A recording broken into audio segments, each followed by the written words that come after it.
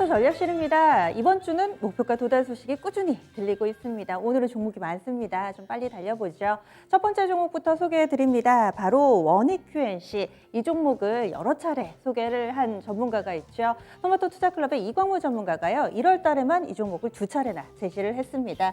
대체로 매수가는 21,500원 안팎이고요. 목표 주가는 동일하게 24,000원이 설정됐습니다. 오늘장 신고가를 경신하면서 목표가 도달했고요. 나란히 수익률은 10%대 초반 정도 나타냈습니다. 향후의 전략은 이광무 전문가와 이야기 나눠볼게요. 전문가님 안녕하세요. 네, 안녕하세요. 이광무 전문가입니다. 네, 원익 QNC가 아침 일찍부터 이렇게 목표가를 터치를 하던데 향후에는 어떻게 투자 전략을 세울까요? 일단 반도체에 대해서 종목들 지금 전체적인 반도체 종목들이 올라가고 있는데 인텔의 22조 투자 소식과 그 삼성의 그 세금 감면 이후에 반도체 증설에 대한 효과가 오늘 전반적인 반도체 시장 환경을 조성하고 있거든요.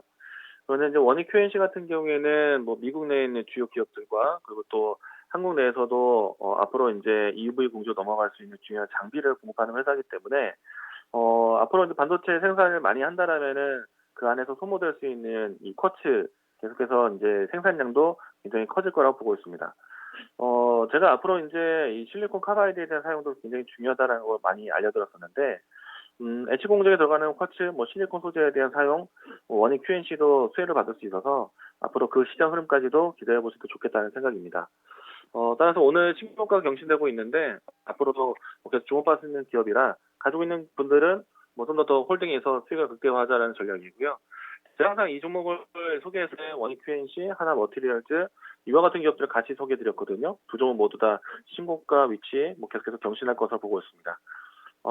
최근에 이제 제가 계속 말씀드리고 있는 뭐 이야기들 중 하나인데요. 시장이 좀 어렵습니다. 쉽지 않은 장이에요. 그래서 이런 장에서는 속도를 너무 급하게 보지 마시고요. 될 놈을 잘 가지고 가시는 게 더 중요하다는 것, 뭐 다시 한번 설명드리도록 하겠습니다. 네, 알겠습니다. 말씀 고맙습니다. 네, 감사합니다. 네, 원익 QNC 살펴봤습니다. 향후에도 비슷한 성격의 종목군들도 계속 잘 가니까요. 이쪽으로 관심 가져보시면 좋을 것 같네요.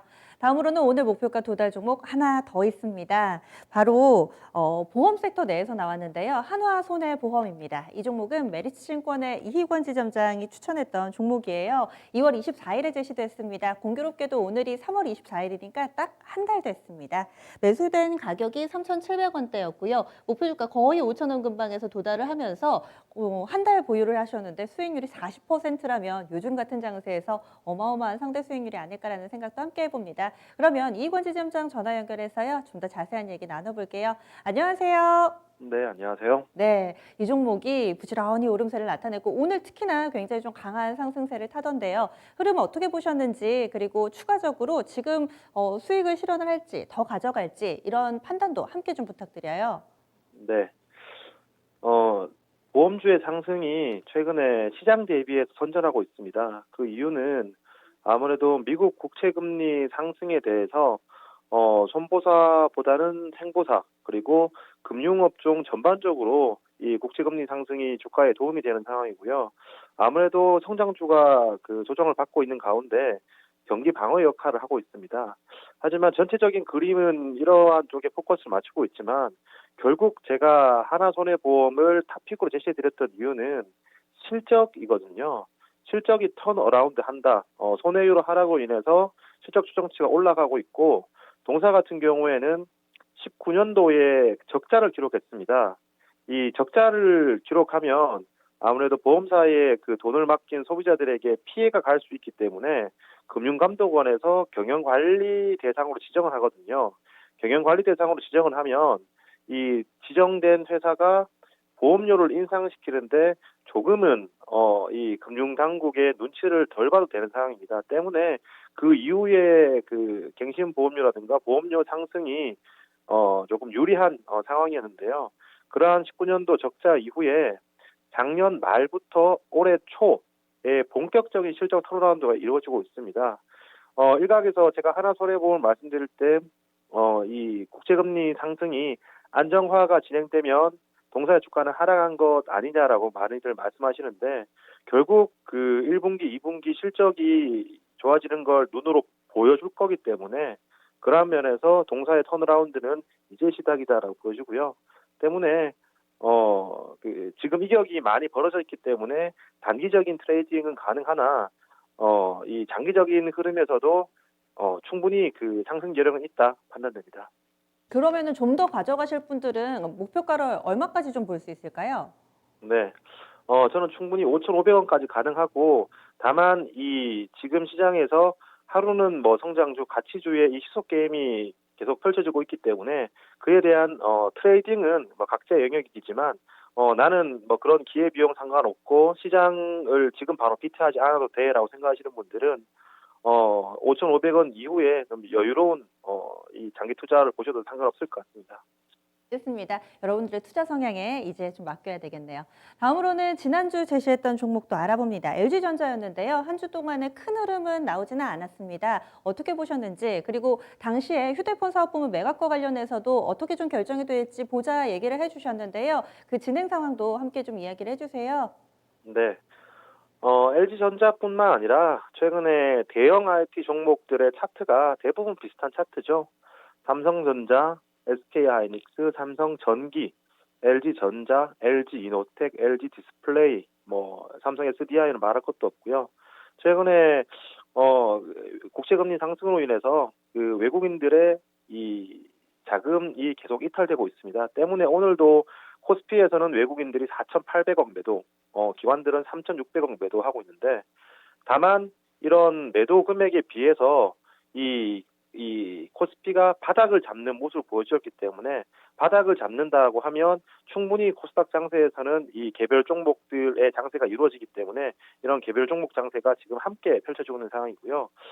결국 저는 이 국제금리가 안정화가 되면 다시 한 번 더 펀더멘탈 대비해서 이 낙폭이 컸던 성장주, 그리고 대형 IT 종목으로 빠졌던 수급들이 다시 몰려올 수 있다고 판단되고, 과거에 이 외국인들 자금이 이탈되면서 주가가 빠졌더라면 이제는 외국인들 매도가 나오는 과정에서도 이 주가의 하락폭이 크지 않은 상황입니다. 이는 반대로 수급이 들어왔을 때 이 반등이 클 수 있는 상황이기 때문에 저는 충분히 지금 그 간신권에 계속 두어야 된다고 보여지고 있고요.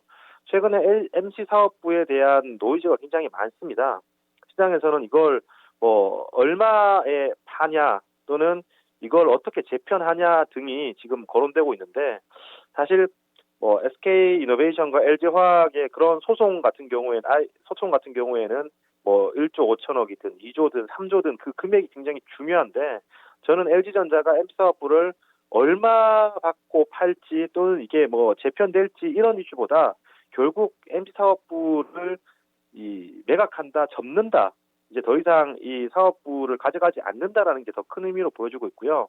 그렇다면 이 가전 사업부에서 실제로 계속해서 우상향되고 있고, MC 사업부를 접어두면 결국 시장에서는 전장 사업부만 더욱더 이 집중할 가능성이 많은데, 전장 사업부가 3분기에 실적 턴어라운드 기대됩니다. 그렇기 때문에 점점 더 이 LG전자에 대한 밸류에이션을 깎아먹는 요소들은 점점 없어지고 이 실적 추정치는 계속 올라가고 있기 때문에 당장 주가가 안 올라가서 그렇지 펀더멘탈은 계속 개선되고 있다라는 말씀 강조드리겠습니다. 네.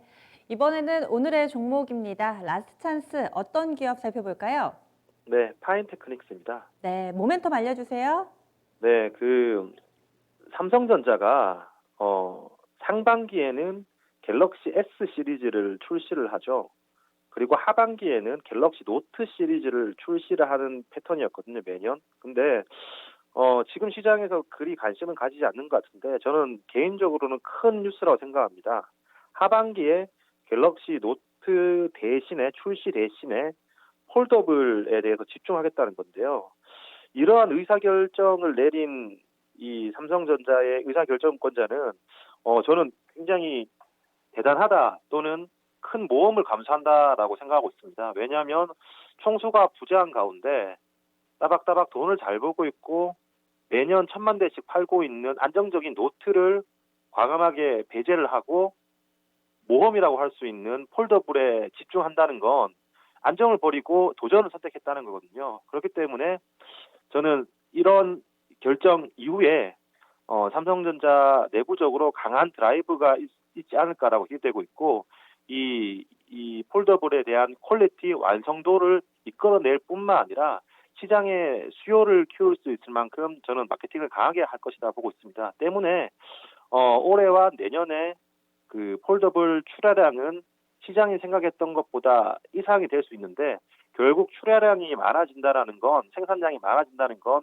그 부품업체들에게 이 선재고로 갈 수 있는 부분입니다. 때문에 저는 하반기에 이 파인테크닉스를 비롯해서 KH바텍이라든가 폴더블 관련된 부품업종들의 실적이 미리 올라갈 수 있다고 보여주고 있고 그 중에서 제가 파인테크닉스를 탑으로 제시해드린 이유는 KH바텍은 삼성전자에게 그 힌지를 공급합니다. 파인테크닉스는 삼성 디스플레이에게 내장 힌지를 공급하거든요. 삼성전자에게 공급하는 거와 디스플레이에 공급하는 거와 무슨 차이가 있냐고 말씀하시는데 굉장히 큰 차이가 있습니다. 왜냐하면 삼성전자에게 들어가는 것은 갤럭시에만 들어가는 거고 디스플레이에 들어가는 것은 이 디스플레이 패널을 사용하는 중화권 업체들이나 향후 고객사가 확대됐을 때 그 엔드 유저까지도 흡수할 수 있는 부분이기 때문에 지금 중화권 업체들의 폴더블 취향이 확대되고 있습니다. 하웨이뿐만 아니라 샤오미까지 시장에 뛰어들었죠. 그리고 이 시장이 커진다면 결국 애플 또한 안 뛰어들 수 없는 상황이기 때문에 이렇게 시장에 뛰어드는 플레이어가 많아지면 많아질수록 고객 다변화에 유리한 삼성 디스플레이 그리고 파인테크닉스가 조금 더 메리트 있다라고 생각되고 있고 만약 애플이 그 폴더블에 대한 프로젝트 코드를 내놓는다. 그리고 폴더블 시장에 참여할 수 있다라는 기사들만 나온다고 하더라도 이 시장의 성장 속도, 폴더블 시장 성장 속도는 가파를 것으로 예상되기 때문에 지금 주가 수준은 충분히 메리트 있다라고 제시해드리겠고요. 목표가는 6,800원, 손절가는 4,850원 제시해드리겠습니다. 네, 가격 전략 함께 주셨네요. 알겠습니다. 고맙습니다. 네, 감사합니다. 네, 종목의 주도권이 대형주에서 이제 중소형주로 좀 넘어가면서 종목이 이쪽 섹터에서 좀 많이 나오고 있습니다. 파인테크닉스 오늘의 라스트 찬스 종목인데요. 현재가에서의 매수 전략이고요. 목표 주가는 6,800원, 손절 라인은 4,850원입니다.